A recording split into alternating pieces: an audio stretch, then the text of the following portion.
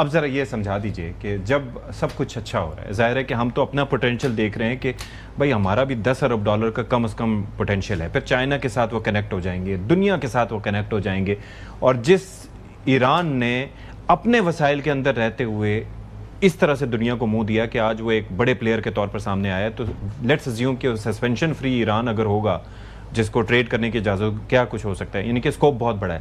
ایران اس طرح کی جو چیزیں کر رہا ہے، یعنی کہ ٹارگٹ کر رہا ہے، جہازوں کو نشانہ بنا رہا ہے، آپ کو لگتا ہے کہ اس وقت یہ کرنا چاہیے، صرف نظر کرنا چاہیے اس وقت 60 دن تک تو کم از کم؟ مطلب پہلے تو ہمیں یہ جو 4 بندے یہاں بیٹھے ہوئے ہیں، ان کو کس نے اختیار دیا کہ وہ اسلامی جمہوریہ ایران کے بیاہ پر فیصلہ کریں کہ ایران کو کیا کرنا چاہیے اور ایران کو کیا نہیں کرنا چاہیے؟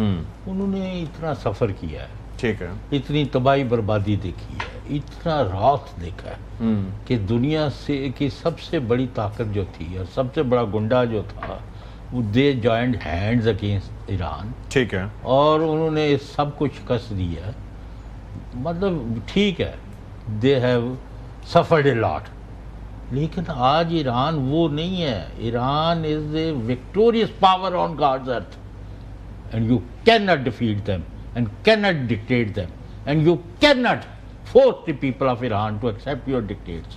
انہوں نے وہ کرنا ہے جو وہ صحیح سمجھتے ہیں، unless they are defeated, and they cannot be defeated. اب وہ تہاڈا جڑا معاف کرنا وہ جڑا وڈا پریزیڈنٹ صاحب نے انہوں نے پھر کیا کیا، میں انہوں نے یعنی without using nuclear weapons word, اس نے یہ کہا ایران نام کی ملک ہی ختم میں کر دوں گا، لاؤ، اس کے اندر کوئی یہ خلاص بھرا ہوا ہے۔ ایک کامنٹ اس پہ کہ but they had signed the MOU، اور اس MOU کے اندر یہ تھا کہ 60 دن کے اندر آپ نے اس طریقے سے اس پیرامیٹر کے اندر چلنا ہے۔ یہ MOU ہے، MOU کے اندر پہلی شرط کیا ہے؟ لبنان کے اوپر، لبنان کیا کلی طور پر نہیں اس کے آمد درآمد کر رہا ہے؟ جو آپ اکثر سوال پوچھتے ہیں نا کہ کون اس بات کی گارنٹی کرے گا کہ فیوچر میں اسرائیل اور امریکہ ایران کے اوپر حملہ نہیں کریں گے؟ That's it for us. Here you go.